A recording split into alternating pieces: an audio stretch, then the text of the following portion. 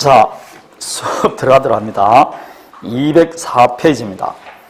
명의신탁인데 이제 방금 말했던 그 사조를 가지고 문제를 푸는데 여러분 204페이지는 이전형 명의신탁은 실질상 우리 시험에 나오지는 않습니다. 그래서 오른쪽에 있는 중간 생략형하고 계약 명의신탁을 지금부터 보도록 하겠습니다. 중간 생략형 명의신탁은 병의 부동산을 갑이 매수합니다. 그래서 매매계약 하면서 미리 을과 명의신탁 약정을 하는 겁니다. 내가 이런 사정이 있으니까 등기를 너희 앞으로 하자.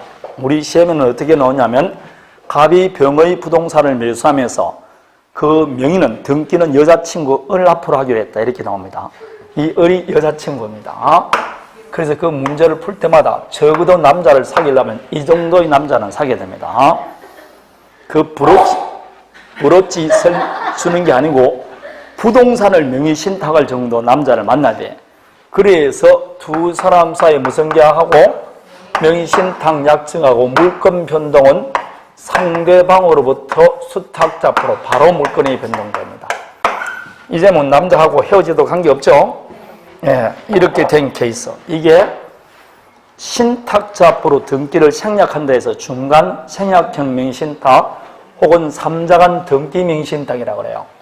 다음에 갑이 을에게 명의신탁 약정하는 것은 똑같은데 부동산을 매수하는 매수 사무까지 이음을 합니다. 그래서 위임계약을 체결해서 누가 을이 부동산을 매수하는 거죠. 그래서 물건 변동이 상대방으로부터 물건 변동되는데 왼쪽과 다른 점은 매매의 당사자가 누가 된다? 수탁자가 됩니다. 이걸 계약 명의신탁, 위임형 명의신탁이라고 합니다. 그러면 방금 신명법 4조를 보면 명의신탁 약정이 뭐라? 무효. 물건 변동이 무효다. 그럼 다 무효니까 을 앞으로 된 등기도 무효다. 그럼 무효 등기니까 권리를 취득 못하겠죠. 그럼 이 부동산 소유자는 누가 된다? 그렇죠. 병이 되는 거죠. 우리 소유자가 왜 이렇게 여러 명 나옵니까? 이거 반드시 소유자가 누구란 걸 결정해야 돼요. 안 그러면 문제가 안 풀립니다. 소유권은 누구한테 있다고? 병에게 있다고. 소유자가 나한테 등기는 누구 앞으로 되어 있습니까? 을 앞으로 된데 을 앞으로 된 등기가 무효 등기잖아. 그럼 무효 등기가 내 소유권 행사가 방해받으니까 방해 제거합니다. 어떻게 방해 제거하면 된다? 말소하면 되겠죠. 따라서 이 말소 등기 청구는 물권적 청구입니다. 소유권이 갑에게 있으니까 소멸세 걸리지 않는 겁니다. 말소 등기할 수 있지만 이전 등기할 수도 있게 없게 있어. 그럴 때는 등기 원인을 뭘 적으면 된다? 진정 명의회복을 위한 소유권 이전 등기 이렇게 청구 들어갑니다. 자, 여기서 이제 문제 되는 거. 요 두 사람 사이에 맺었던 매매계약은 유효냐 무효냐 이 말입니다. 요 매매계약은 유효다 무효다? 유효라고. 매매 자체를 못하게 하는 게 이 법이 아닙니다. 실권리자 명의로 등기를 하라는 것이지. 따라서 매매계약은 유효입니다. 유효란 말 속에는 이 갑은 병에게 내 대금 돌려달라 할 수 있어 없어요? 예? 있기는 뭐가 있어. 이 매매가 유효라 그랬는데 지금은.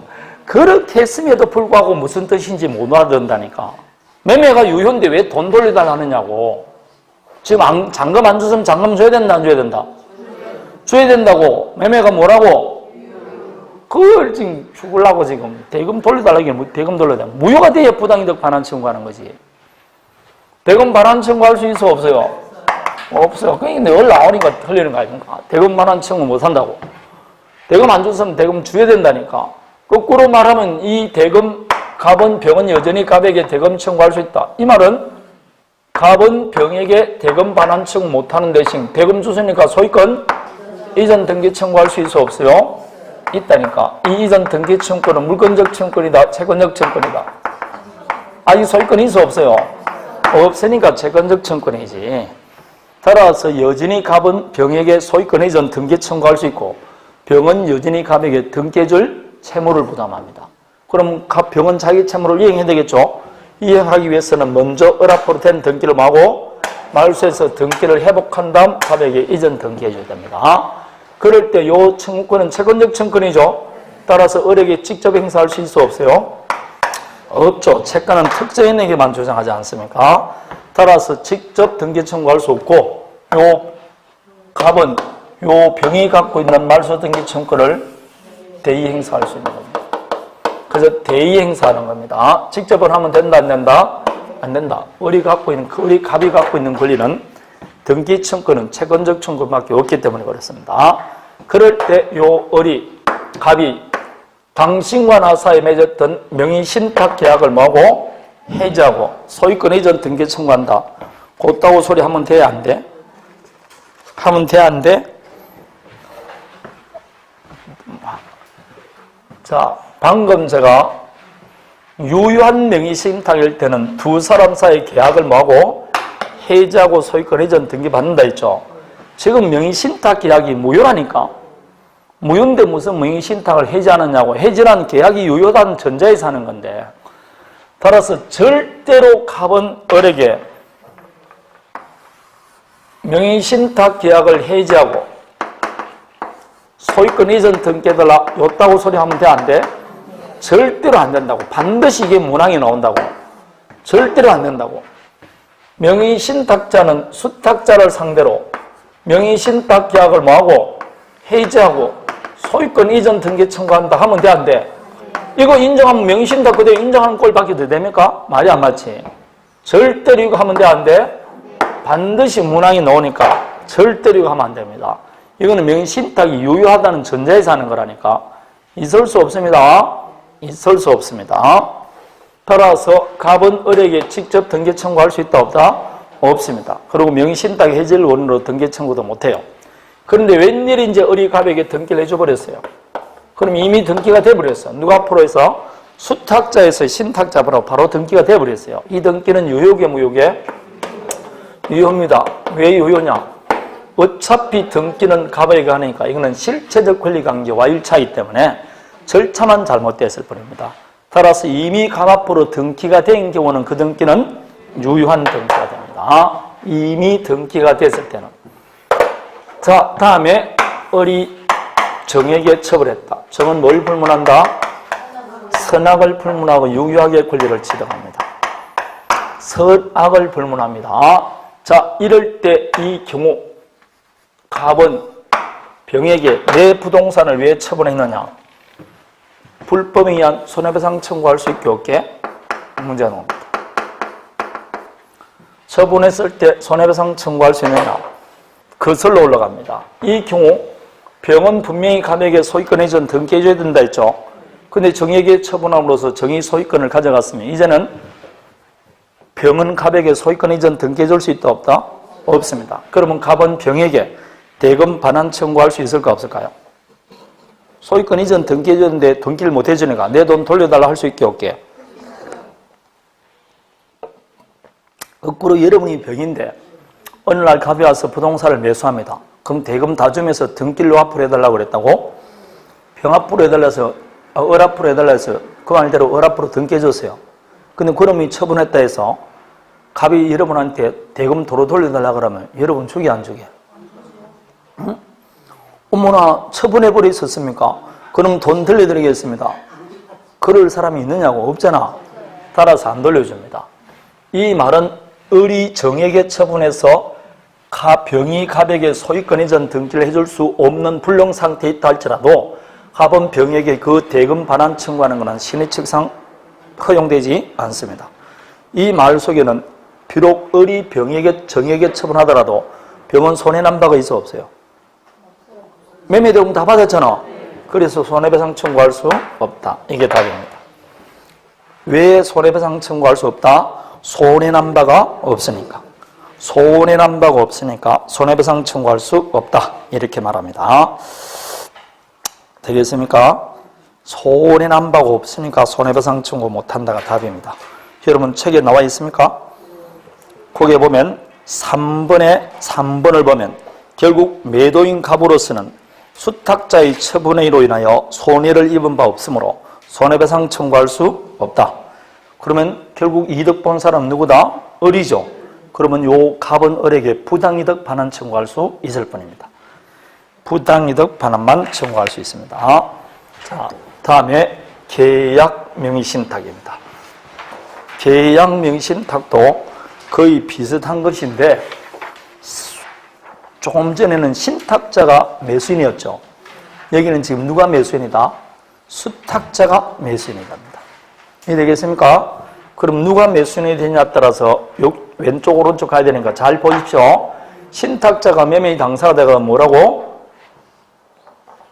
중간생략형. 수탁자가 매매 당사자가 되면 계약명의 신탁이 온다.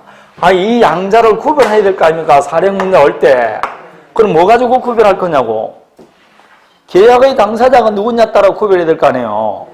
여기는 신탁자가 매수인이 되는 거, 여기는 수탁자가 매수인이 된다고. 자, 그러면 명의신탁 약정은 여전히 뭐라고? 무효입니다. 다음에 부수에서 이루어졌던 위임작도 무효입니다. 문제는 이제 물권 변동이 되느냐? 이 물권 변동은 달라집니다. 첫 번째, 수탁자의 상대방 병이 선이냐 악이냐에 따라 달라져요. 만일 선이다, 이 말은 이 을이 명의 신탁 수탁자인 사실을 몰랐어요. 몰랐으면 요 물권 변동은 무효가 아니고 유효가 됩니다. 유효니까 을 앞으로 된 등기도 뭐라는 겁니까? 유효죠. 그럼 결론적으로 말하면 이 부동산 소유자는 누가 된다? 완벽하게 을이 소유자가 됩니다. 대내적, 대외적 완벽한 소유자는 을입니다. 병이라는 사람은 도대체 이유를 모르겠어요. 유효라 했는데 무슨 병이 소유자입니까? 을이 소유자가 돼야 되지. 만일 이 을이 정에게 처분했다. 정은 뭘 불문한다? 선악을 불문하고 권리를 취하는 것은 왼쪽과 같죠? 근데 여기는 이 을은 횡령죄도 아니고 배임죄도 안 집니다. 왜냐? 지 물건 지가 팔았으니까. 전혀 횡령죄의 배임죄가 되지 않습니다. 그럴 때 이 갑은 을에게 명의신탁 해지를 원인으로 등기 청구하면 돼, 안 돼? 있을 수 없죠. 대신 이 경우 을은 누구의 대금으로 매수했으니까? 갑의 대금이죠. 부당이득 반환 청구할 수 있습니다. 부당이득 반환은 원물 반환의 원칙이죠. 만일 실명법 시행 전에 명의신탁을 했다. 그럼 원물이 누가 원물입니까? 부동산이죠. 왜냐하면 실명법 시행 전에는 두 사람 소유의 소유자가 갑이었으니까. 그럼 이 해당 부동산을 돌려줘야 돼요. 부동산을 부당이득 반환해야 되고, 실명법 시행 이후에는 명의신탁 약정 자체가 무효니까 매수대금을 부당이득으로 돌려주면 됩니다. 부동산은 그냥 을의 것입니다. 그런데 시험에 지금 나오는 거는 전부 다 실명법 시행 이후만 나옵니다. 그러니까 결국은 갑은 을에게 매수대금을 부당이득 반환 청구할 수 있는 겁니다. 만일 매수대금이 3억이었다. 근데 이번에 매각했는데 매각대금은 4억이었다. 그래도 얼마만 주면 된다? 3억 주면 됩니다. 매수대금은 그냥 을의 것입니다. 매매대금은 을의 것이고 이 을이 갑에게 줄 거는 매수대금입니다. 그 매수대금을 부당이득 반환 청구할 수 있습니다. 그러면 이 을은 매수대금만 갑에게 주면 되죠. 근데 웬일인지 이 을이 매수대금을 주는 대신 해당 부동산을 넘겨줬어요.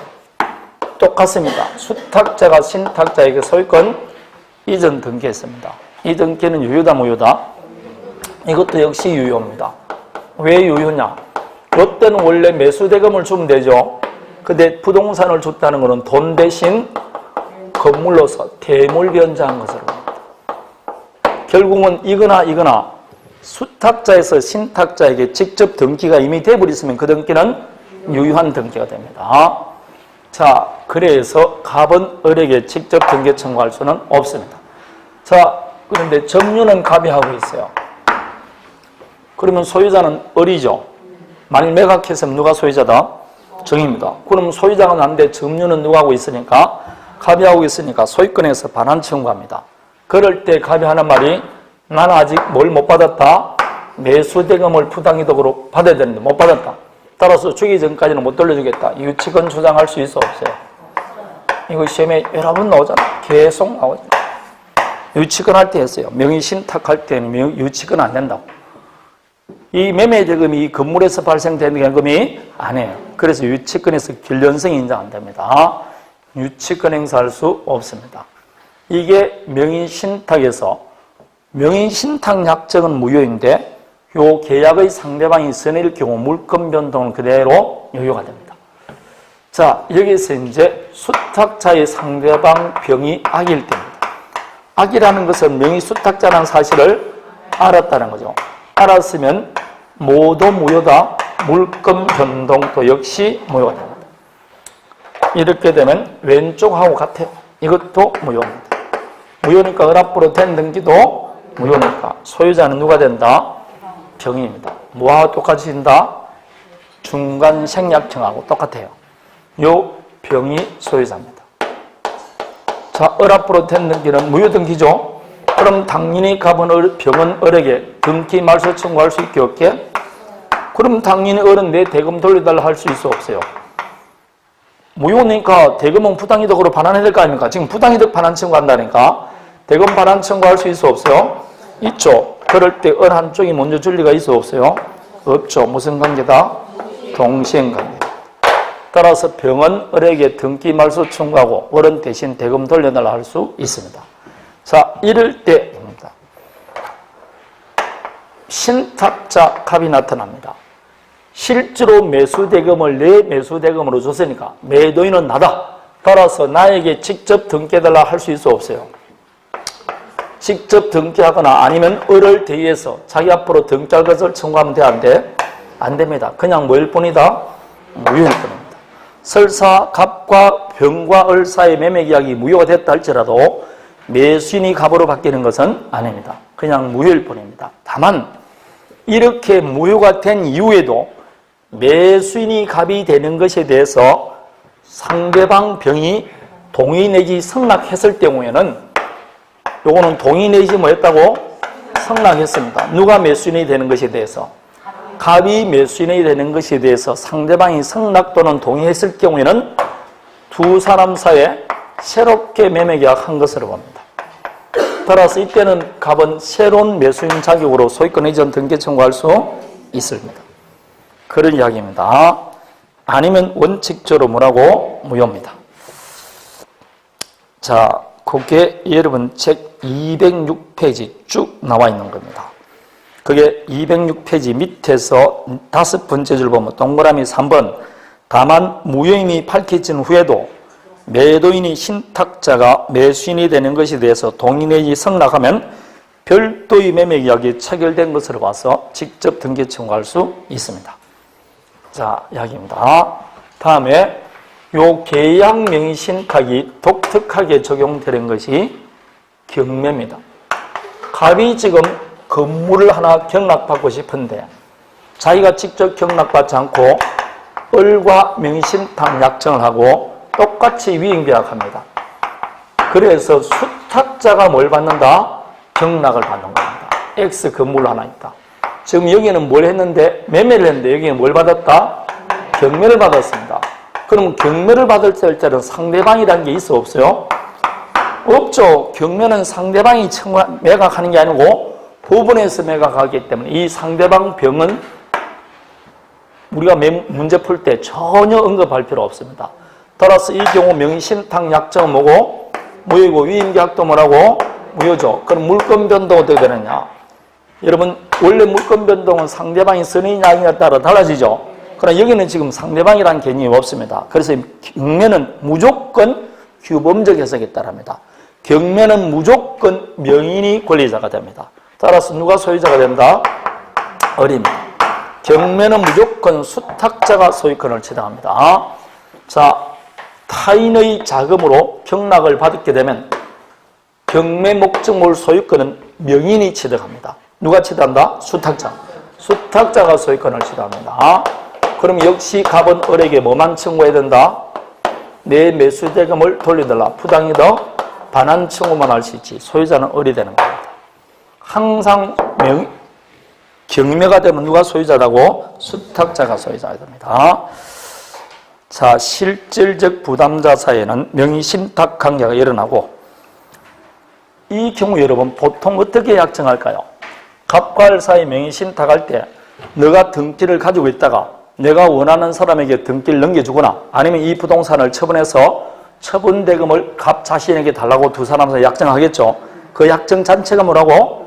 다 무효입니다. 그게 2번 이야기입니다. 매수대금의 실질적 부담자의 지시에 따라 부동산 소유 명의를 이전하거나 처분대금을 반환하기로 약정하더라도 그 역시 뭐라고? 무효입니다. 만일 요 경우 갑이 다시 정과 명의신탁을 합니다.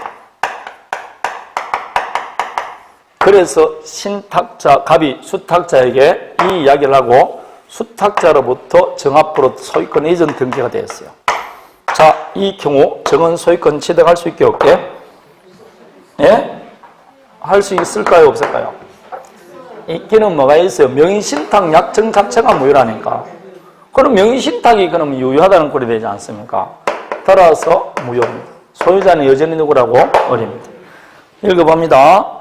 명의신탁자와 매수인 명의를 빌려준 수탁자 및 제3자 사이의 새로운 명의신탁 약정에 의해서 수탁자가 다시 신탁자가 지정하는 제3자 앞으로 소유권 이전 등기를 마쳐주었다면 제3자 명의의 소유권 이전 등기도 역시 뭐라고? 무효이고 제3자는 소유권 이전 등기에도 불구하고 소유권 취득할 수 없고 명의 수탁자가 여전히 부동산 소유자입니다. 이 두 사람 사이에 매매할 때 무슨 두 사람 사이에 넘길 원인이 있어야 되잖아. 원인이 있어 없어요? 없죠. 갑과 정 사이 뭐하고? 명의신탁하고 소유권 이전 등기해두려고 넘겨주잖아요. 원인 없이 정의 소유권을 취득했다니까.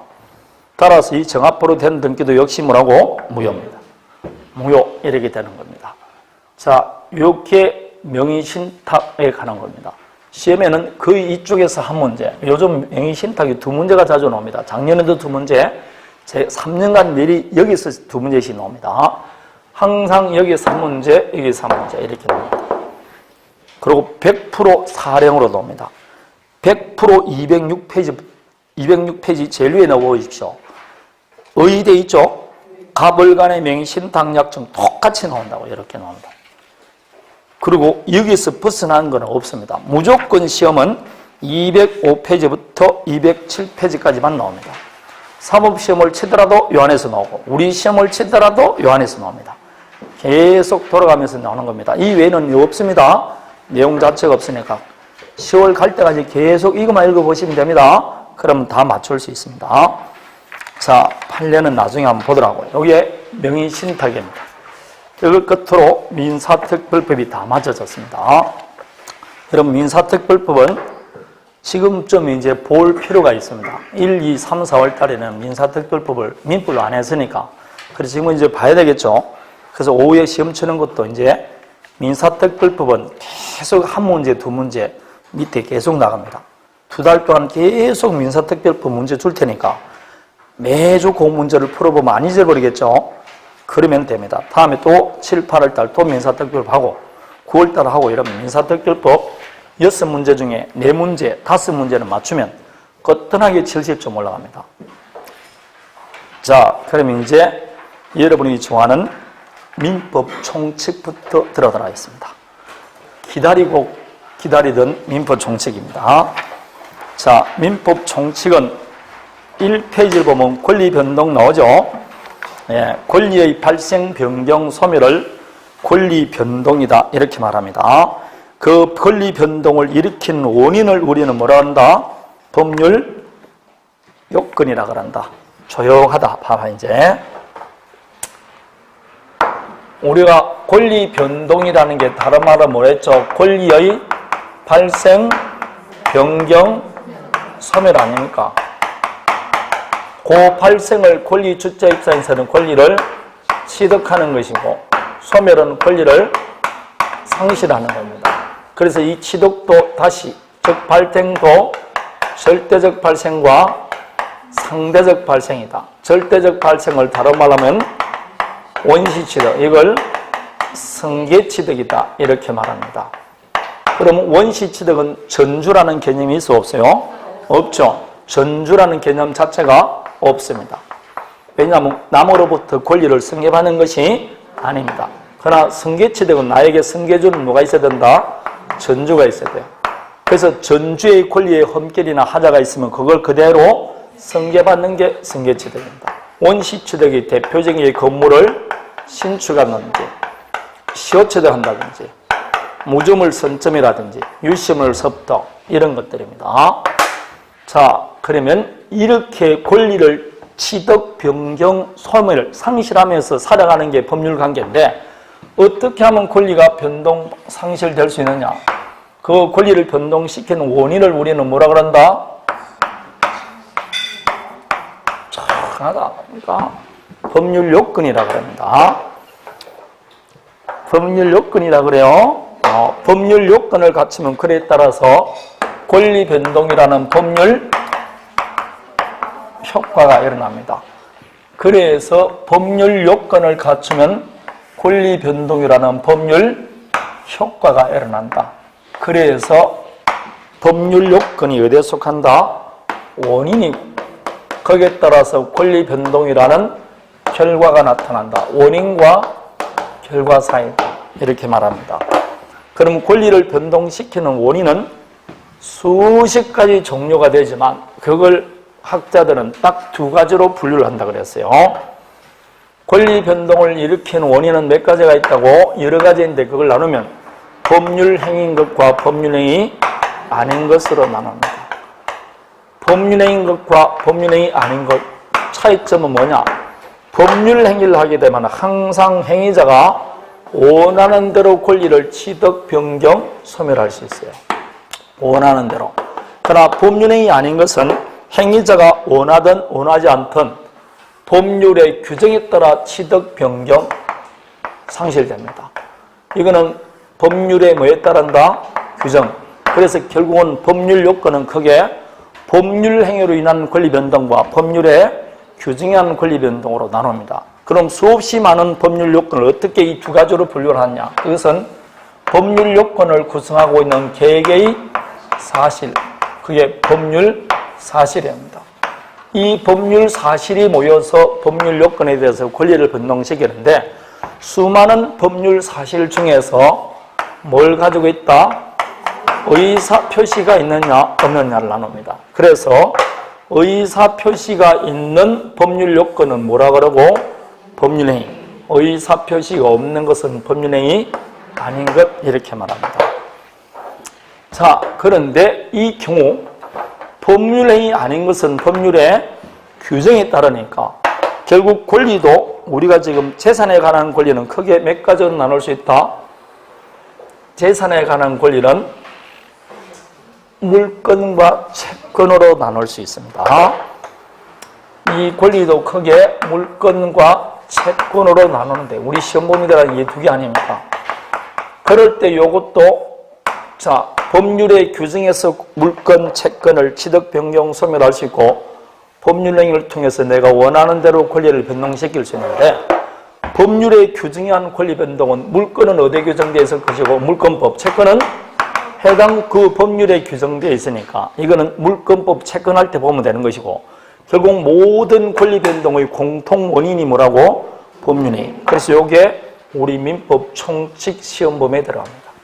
법률행위 아닌 것은 시험 범위에 들어간다 안 들어간다? 안 들어갑니다. 자, 그럼 법률행위가 되기 위해서는 반드시 뭘 가지고 있어야 된다? 의사표시가 있어야 돼요. 반드시 의사표시가 있어야 됩니다. 자, 그 의사표시가 몇 개 있냐에 따라서 하나 있는 게 뭐라고? 단독행위. 두 개는 두 개인데 서로 대립하는 두 개의 의사표시가 합치돼야 성립되는 법률행위를 계약이라 그러는데 이때 한쪽 의사표시를 우리는 흔히 뭐라 한다? 청약. 한쪽 의사표시는 성락이라 한다고 계약법에 배우는 겁니다. 민총에서는 서로 대립하는 두 개의 의사표시 그러지만 구체적으로 계약법대로 하면 청약이라는 의사표시와 성락이라는 두 개의 의사표시가 합치돼야 된다. 두 개의 의사표시가 합치되는 걸 우리는 뭐라 한다?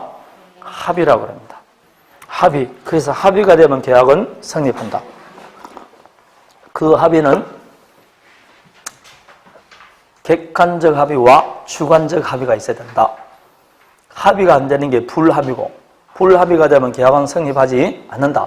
그 불합의에는 의식적 불합의와 무의식적 불합의, 안불합의와 숨은 불합의가 있다. 그게 계약법 할 때 배우지 않습니까? 자, 다음에 그 외에 있는 게 합동행위입니다. 여기서 이제 문제는 게 단독행위죠. 이 단독행위는 제가 영어라고 그랬죠. 상대방 있는 단독행위와 상대방 없는 단독행위입니다. 있는 단독행위는 상추, 동면, 치해철, 없는 것은 유제포 이렇게 말했습니다. 그게 여러분 책 2페이지까지 나와 있는 이야기입니다. 맞습니까? 그 외에 계약의 종류, 뭐 의무 부담, 계약이란다. 법률행위 종류 보면 주된행위, 종된행위, 다음에 처분행위, 의무 부담행위 이런 거 있죠. 그 중에서 무상행위는 다시 외우라 그랬습니다. 무상행위, 무상 그럼 뭐가 있다? 정사무상이라 합니다. 정려와 사용대차는 무상이고 나머지는 반드시 앞에 무슨 말이 붙어야 된다? 무상 무상 반드시 붙어야 돼요. 안 그러면 무상이 안 됩니다. 요 두 가지만 그냥 아무 말 없더라도 무상이고 나머지는 반드시 뭐가 붙어 있다고? 무상 소비대차, 무상 임치, 무상 위임 반드시 무상이 붙어 있어요. 그러니까 이 두 개만 외우면 된다 이 말입니다. 그러면 정려와 사용대차는 무상이라 했죠. 그러면 정려와 사용대차는 언제나 편무다 그러면 맞습니까? 예? 언제나 편무다 그러면 맞습니까? 그러니까 봐봐요. 공부 많이 잘하는 것 같아도 기초가 잘 안 돼 있잖아 아직까지. 내가 계약법 할 때 쌍무냐 유상이냐 편무냐 무상이냐 했을 때 이걸 반드시 시험에 나오니까 돌아가면서 좀 오른쪽으로 돌아가면 기억하라 그랬어요. 그럴 때 제가 쌍을 중심으로 가라 그랬잖아. 쌍무는 언제나 뭐고 유상이고 무상은 언제나 편무라고. 시계 방향으로 돌린다는 말 했어요 안 했어요? 시계 방향으로 돌아간다니까 그때 출발점이 뭐라고? 이런 쌍부터 돌아가라 그랬잖아. 이런 쌍부터. 그거 안 외우니까 그렇잖아. 안 외우니까. 똑같은 걸 하더라도 이거는 외워놔야 돼. 쌍무는 언제나 뭐고? 유상이고 무상은 언제나 편무라고. 그러나 거꾸로는 돼 안 돼? 안 된다니까. 그럼 제가 무상 정사 무상이잖아. 그걸 언제나 편무다 그러면 맞다 그래야 되지. 그게 시험에 나오는데 벌써 그걸 틀렸잖아. 여러 번 벌써 한 문제. 응? 정사 무상이라고. 그럼 무상은 언제나 편무라고. 그래서 제가 여러분한테 편무를 따로 안 가르쳐 드렸잖아요. 편무를 따로 외울 필요 없다고. 전부가 뭐가? 무상은 그냥 편무예요, 편무. 그게 보면 뒤에 나중에 시험 문제, 다음 계약의 종류를 옳게 묶은 거 편무란 말이 자주 나오는데 신경 쓸 필요 없다니까. 그냥 정사 편무 그러면 돼요. 정려와 사용대차는 편무죠. 그리고 뒤에 무상자 붙은 거는 다 뭐라고? 편무라고. 그거 외워놔야 되니, 쌍무, 유상. 쌍무부터 돌아갑니다. 쌍무는 유상이고 무상은 언제나 편무다. 그러나 반대 방향은 안 된다. 그렇게 말했습니다. 자, 이렇게 구성이 되어 있다. 그러면 지금부터 법률행위를 봅니다. 법률행위를 하게 되면 행위자가 원하는 대로 권리를 변동시킨다 했죠. 그런데 이 법률행위가 내가 원하는 대로 권리를 변동시키기 위해서는 요건을 갖춰야 돼. 그 요건이 성립요건과 뭐가 있다? 효력요건이 있습니다. 자, 그래서 법률행위가 성립하기 위한 일반적 요건은 당사자, 목적, 의사표시. 맞습니까? 요걸 일반적 성립요건 이렇게 말합니다. 당사자, 목적, 의사표시. 물론 특별 성립요건도 있어 없어요? 있죠. 혼인할 때는 혼인 신고라. 이건 특별 성립요건입니다. 그럼 성립됐다고 바로 효력이 나타나는 게 아니죠. 효력을 나타내기 위해서는 당사자가 뭐가 있어야 되고? 능력. 목적이 확정 가능, 적법, 사회적 타당성이 있어야 되고 의사와 표시가 일치하고 하자가 없어야 됩니다. 자, 그거 외에 이제 특별 효력 요건으로 조건 기한을 붙였을 때는 조건이 성취되거나 기한이 도래해야 된다는 거.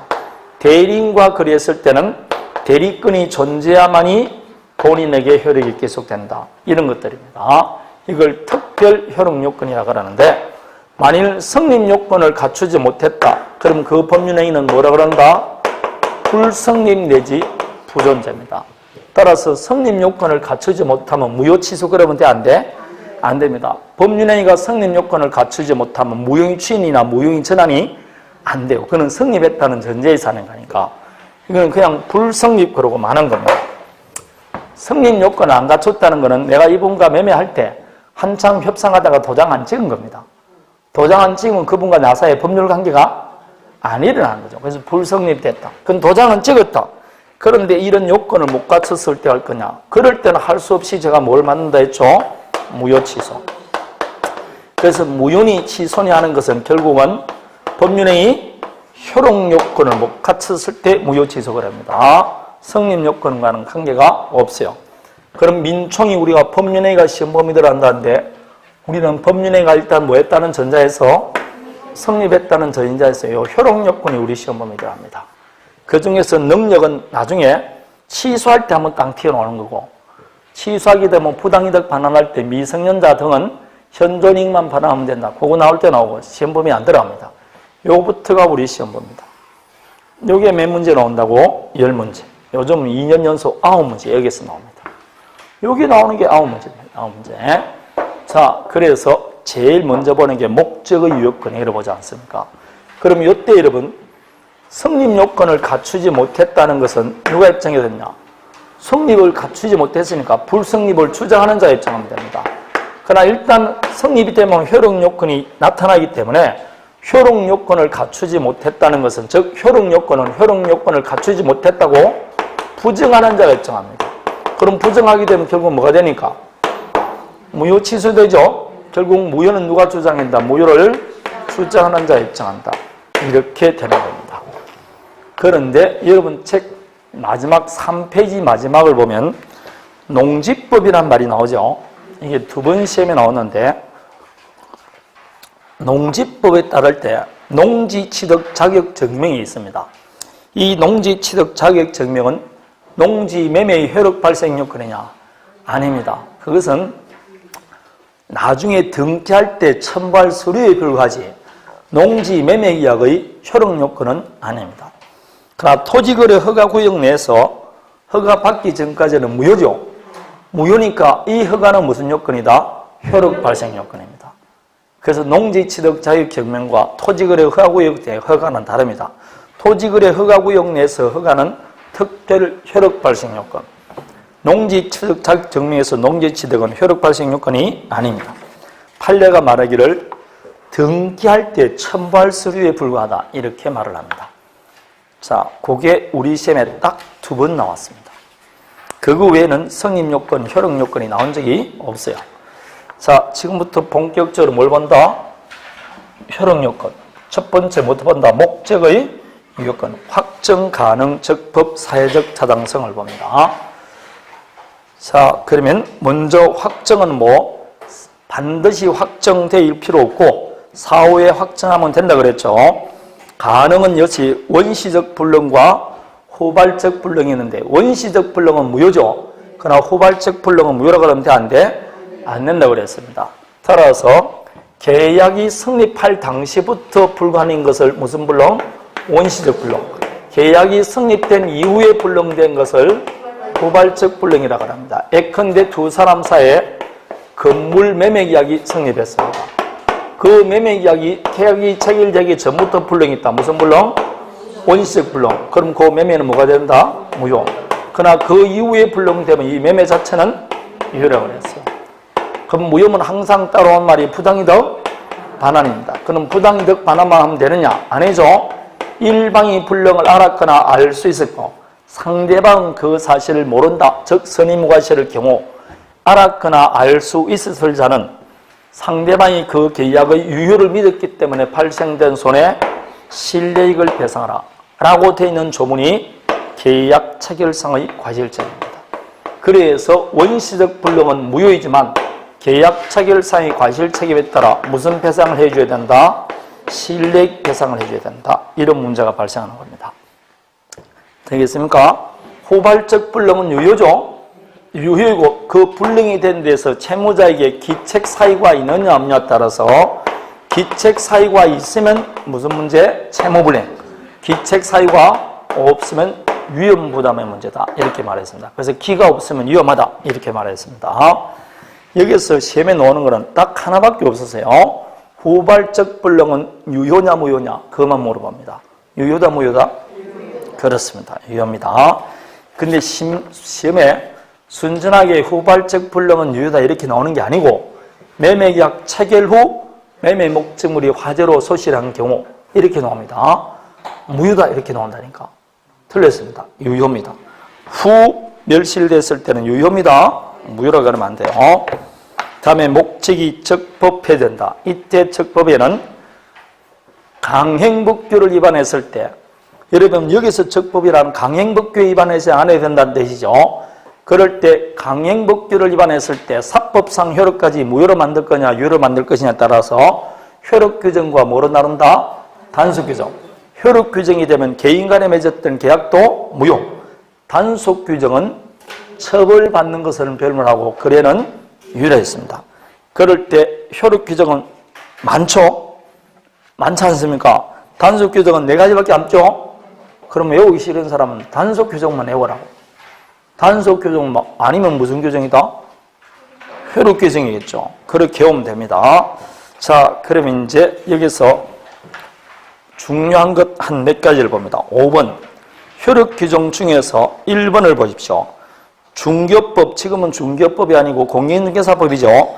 거기 보면 수수료를 얼마 이상 받지 말라는 법정 중개 수수료가 있습니다. 요걸 초과해서 받으면 돼, 안 돼? 안 됩니다. 초과 수수료 약정은 무효입니다. 그럼 만일 지급했다, 도로 돌려달라 할 수 있어 없어요? 돌려달라 할 수 있습니다. 초과 부분은 부당이득 반환 청구할 수 있습니다. 그럴 때 중개업자에게 불법 행위 책임 물을 수 있게 없게 그게 화살 표시 나와 있습니다. 복습만 하면 제가 된다고 그랬었죠. 처음에 10월달 할 때 제가 그랬습니다. 당분간은 복습만 하지 예습은 못한다고 그랬습니다. 그럼 5월달 된 데는 예습해도 됩니다. 예습이 나쁘다는 뜻이 아니에요. 예습은 좋은데 할 시간이 없을까 싶어 내가 예습을 하지 말라는 것이지. 오늘 정도 한 부분에 대해서는 한번 미리 읽어오는 것도 아주 훌륭한 학생입니다. 응? 아주 훌륭한 학생입니다. 내가 새 책이라고 여러분도 꽉 같이 새 책이고 그러면 별로 안 좋아요. 자, 그래서 화살 표시 나와 있습니다. 부당이득 반환만 청구할 수 있지 중개업자에게 불법 행위 책임 물을 수는 없다 라고 말했습니다. 다음에 밑에 화살 표시를 보십시오. 화살 표시가 밑에 판례를 보십시오. 강행법규를 위반한 자가 스스로 무효를 주장할 수 있게 없게? 있다고 그래도 없다 그러면 안 돼요. 강행법규를 위반한 자 스스로도 무효를 주장할 수 있습니다. 다음에 단속규정 중에서 우리 시험에 이것만 나왔죠. 답으로 나온 1번 중간 생략 등기는 유효다 무효다? 유효입니다. 다음에 금융실명제에 따르면 비실명 금융거래계약을 해서는 안 되죠. 그러나 비실명 금융거래계약을 했다 할지라도 그 예금계약 자체가 무효가 되는 것은 아닙니다. 다음에 상호신용금고법에 따르면 동일에게 얼마 이상 대출해 주지 말라는 대출 제한 규정이 있어요. 그 제한 규정을 위반해서 대출해 주더라도 대출계약 자체는 뭐라고? 유효입니다. 다음에 유가증권에서 정권거래법에 따르면 1인 매매 약정은 하지 말라고 되어 있어요. 1임한다는 것은 여러분 우리가 정권회사에 돈 맡길 때 무슨 주식을 사달라, 얼마에 사달라 이런 걸 안 정하고 정권회사 직원에게 모든 걸 다 맡기죠. 모든 걸 1임한다. 그게 뭐라고? 1인 매매 약정이라니까. 그걸 하면 돼, 안 돼? 안 되게 되어 있어요. 그래서 정권의 종류라든지 종목이라든지 매수 가격 이런 걸 고객이 결정하게 되어 있어요. 근데 하지 말라고 했는데 1인 매매 약정했습니다. 그러더라도 매매 약정 자체가 무효가 되는 것은 아니다. 그렇게 나온 겁니다. 자, 요게 목적의 확정 가능에 관한 것. 다음에 드디어 정식으로 103조부터 나옵니다. 사회적 타당성에 관한 거. 좀 쉬었다 할까요? 네, 합니다.